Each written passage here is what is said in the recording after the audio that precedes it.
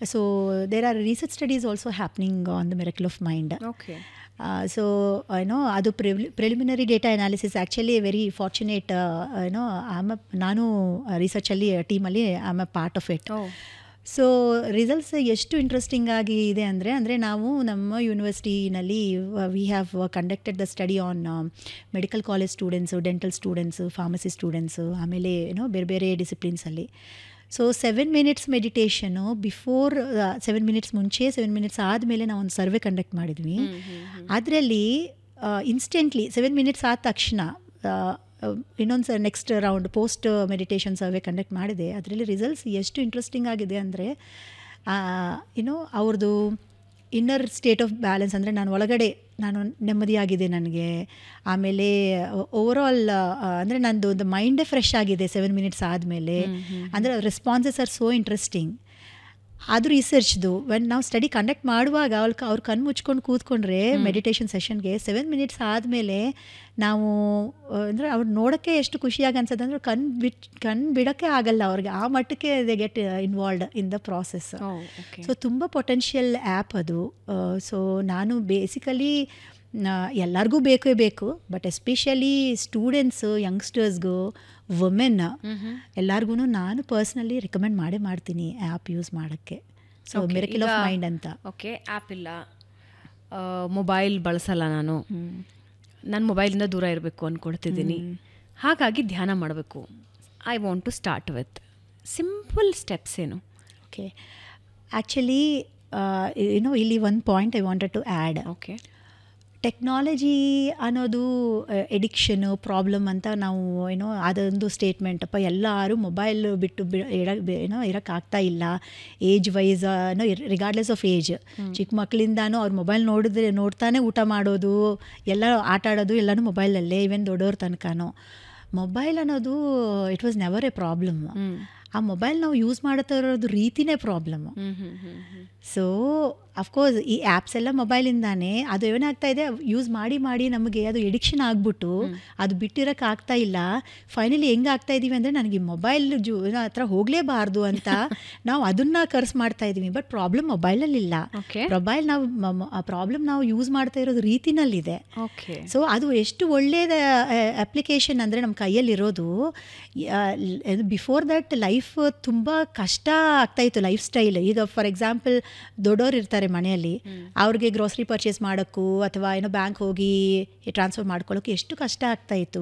ಎಲ್ಲ ಹ್ಯಾಂಡಿ ಆಗಿದೆ. ಸೊ ಯಾವ ಮೂಲಕ ಆಗಿದೆ ಅಂದ್ರೆ ಮೊಬೈಲಿಂದ ತಾನೇ. ಬಟ್ ಯಾವುದನ್ನ ಸರಿಯಾದ ರೀತಿಯಲ್ಲಿ ಬಳಸಬೇಕು, ಬಳಸದೇ ಇದ್ದಾಗ ಪ್ರಾಬ್ಲಮ್ ಎಕ್ಸಾಕ್ಟ್ಲಿ. ಸೊ ಈವನ್ ಮೆಡಿಟೇಷನ್ಗೂ ಅಂದರೆ ಈ app is very very wonderful.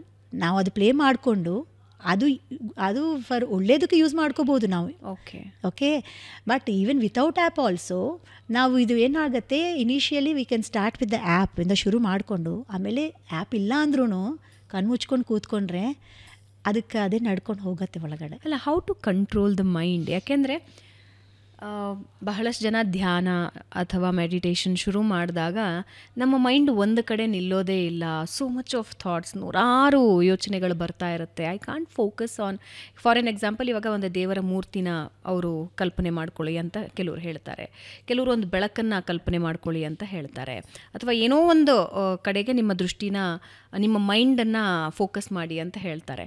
But ಧ್ಯಾನಕ್ಕೆ ಕೂತು ಬಹಳಷ್ಟು ಜನ ಅದನ್ನು ಬಿಟ್ಬಿಡೋದೇನಕ್ಕೆ ಅಂದರೆ I can't control my mind ಅಂತ. ಓಕೆ, ಸೊ ಇಲ್ಲಿ ಒಂದು ಮಾತು ಹೇಳಬೇಕು. ನಾನು ಈಶಾ ಫೌಂಡೇಶನ್ನಲ್ಲಿ ನಾನು ಪ್ರೋಗ್ರಾಮ್ಸ್ ಮಾಡಿದ್ದೀನಿ. ಆಮೇಲೆ ವಾಲಂಟಿಯರ್ ಆಲ್ಸೋ. ಸೊ ಇಲ್ಲಿ ಒಂದು Sadhguru statement I use it. So what Sadhguru says is that when ನೀವು ಮೆಡಿಟೇಷನ್ಗೆ ಕೂತ್ಕೊಳ್ಳುವಾಗ ನಿಮ್ಮ ಹಾರ್ಟ್ ಫಂಕ್ಷನ್ ಆಗ್ತಾನೆ ಇರುತ್ತೆ. ಓಕೆ, ಅದು ನಿಲ್ಸೋಕ್ಕೆ ನೀವೇನೂ ಟ್ರೈ ಮಾಡಲ್ಲ. ಅದರಿಂದ ಅದ್ರ ಕೆಲಸ ಅದು ಮಾಡ್ಕೊಂಡು ಹೋಗುತ್ತೆ. ನಿಮ್ಮ ಕಿಡ್ನಿ ಅದ್ರ ಕೆಲಸ ಅದು ಮಾಡ್ಕೊಂಡು ಹೋಗುತ್ತೆ, ಲಿವರ್ ಅದ್ರ ಕೆಲಸ ಅದಕ್ಕೊಂಡು ಮಾಡ್ಕೊಂಡು ಹೋಗುತ್ತೆ, ಮೈಂಡೂ ಅದ್ರ ಕೆಲಸ ಅದು ಮಾಡ್ಕೊಂಡು ಹೋಗ್ತಾ ಇದೆ. ಮೈಂಡ್ ಕೆಲಸನೇ ಯೋಚಿಸೋದು, ಥಾಟ್ಸ್ ಬರೋದೇ ಮೈಂಡ್ ಕೆಲಸ, ಅದ್ರ ಡ್ಯೂಟಿ ಅದು ಕರೆಕ್ಟಾಗೇ ಮಾಡ್ತಾ ಇದೆ. ನಾವು ಅದು ಯಾವಾಗ ಅದನ್ನು ಕಂಟ್ರೋಲ್ ಮಾಡೋಕ್ಕೆ ಟ್ರೈ ಮಾಡ್ತೀವೋ ಈ ಡಿಸ್ಟರ್ಬೆನ್ಸಸ್ಸು ಮಲ್ಟಿಪ್ಲೈ ಆಗಿಬಿಟ್ಟು ನಮ್ಮನ್ನು ಕೂತ್ಕೊಳ್ಳೋಕ್ಕೆ ಬಿಡಲ್ಲ. ಓಕೆ, ಸೊ ಅದಕ್ಕೆ ನಾವು ಮೆಡಿಟೇಷನ್ಗೆ ಕೂತ್ಕೊಳ್ಳುವಾಗ ಅವ್ರೇನು ಹೇಳ್ತಾರೆ ಅಂದರೆ, ಸದ್ಗುರು ಥಾಟ್ಸ್ ಬರ್ತಾ ಇದ್ರೆ ಬರಲಿ, ಬಟ್ ನೀವು ಅದಕ್ಕೆ ಏನು ಗಮನ ಕೊಡಬೇಡಿ. ಅದರಿಂದ ಥಾಟ್ ಬರುತ್ತೆ, ಅದರಿಂದ ಅದೇ ಹೋಗುತ್ತೆ. ನೀವು ಯಾವುದ್ರ ಮೇಲೆ, ಅದಕ್ಕೆ ಸುಮಾರು ಸತಿ ಮೆಡಿಟೇಷನಲ್ಲಿ ನಮ್ಮ ಬ್ರೆತ್ ಮೇಲೆ ನೀವು ಫೋಕಸ್ ಮಾಡಿ ಅಂತಾರೆ. ಸೊ ಆವಾಗ ಏನಾಗುತ್ತೆ, ಥಾಟ್ಸ್ ಬರುತ್ತೆ. ನೀವು ಯಾವಾಗ ಥಾಟ್ಸ್ನ ರೆಸಿಸ್ಟ್ ಮಾಡೋಕ್ಕೆ ಟ್ರೈ ಮಾಡ್ತೀರೋ ಆವಾಗ ಅದು ಮಲ್ಟಿಪ್ಲೈ ಆಗಿಬಿಟ್ಟು ನಮ್ಮನ್ನು ಕೂತ್ಕೊಳ್ಳೋಕ್ಕೆ ಬಿಡಲ್ಲ. ಸೊ ಎಲ್ಲ ಆರ್ಗಾನ್ಸು ಬಾಡಿನಲ್ಲಿ ಅದ್ರ ಕೆಲಸ ಅದು ಮಾಡ್ಕೊಂಡು ಹೋಗ್ತಾ ಇದೆ ಅಲ್ವಾ. ಅದು ಯಾವುದಕ್ಕೂ ನಾವು ಸ್ಟಾಪ್ ಮಾಡೋಕ್ಕೆ ಪ್ರಯತ್ನ ಮಾಡ್ತಾ ಇಲ್ಲ. ಮೈಂಡಿಗೆ ಮಾತ್ರ ಏನಕ್ಕೆ ಹಂಗೆ ಮಾಡ್ತೀರಿ ನೀವು? ಸೊ ಅದಕ್ಕೆ ಅದನ್ನು ಬಿಡಿ. ಅದು ಯಾವ ರೀತಿ ಕೆಲಸ ಮಾಡಬೇಕು ಅದು ಮಾಡ್ತಾ ಹೋಗುತ್ತೆ. ಬಟ್ ನೀವು ಯಾವ ರೀತಿ ಇರಬೇಕು ನೀವು ಆ ರೀತಿ ಇರಿ, ಫೋಕಸ್ ಮಾಡಿಕೊಂಡು ಸುಮ್ಮನೆ ಇರಿ. ಅದಕ್ಕೆ ಯಾವುದು ನೀವು ಏನೋ ಅಟೆನ್ಷನೇ ಕೊಡಬೇಡಿ, ಇಗ್ನೋರ್ ಮಾಡಿ ಅಂತ. ಸೊ ಇದೆಲ್ಲ ಆ್ಯಸ್ ಐ ಸೆಡ್ ಬಿಫೋರ್, ಒಂದಿನ ಒಂದು ಮೊಮೆಂಟಲ್ಲಿ ಆಗಲ್ಲ. ಬಟ್ ಅಫ್ಕೋರ್ಸ್ ಅದಕ್ಕೂ ದೇರ್ ಆರ್ ಟೂಲ್ಸ್. ಬಟ್ ಸ್ವಲ್ಪ ಕನ್ಸಿಸ್ಟೆಂಟ್ ಆಗಿ ಮಾಡ್ಕೊಂಡು ಹೋದರೆ ಇದು very easily you can achieve it. ಇವಾಗ ಇನ್ಸ್ಟೆಂಟ್ ಯುಗ, ಏನಿದ್ರು ಇನ್ಸ್ಟೆಂಟಾಗಿ ಸಿಕ್ಬಿಡ್ಬೇಕು ಅಂತ, ನೆಮ್ಮದಿ ಆದರೂ ಇನ್ಸ್ಟೆಂಟೇ ಸಿಗಬೇಕು, ಸ್ಟ್ರೆಸ್ ಬಸ್ಟ್ ಆಗಬೇಕು ಅಂದರೂ ಅದು ಇನ್ಸ್ಟೆಂಟ್ ಟ್ರಿಕ್ಸ್ ಏನು ಬೇಕು ಅಂತ.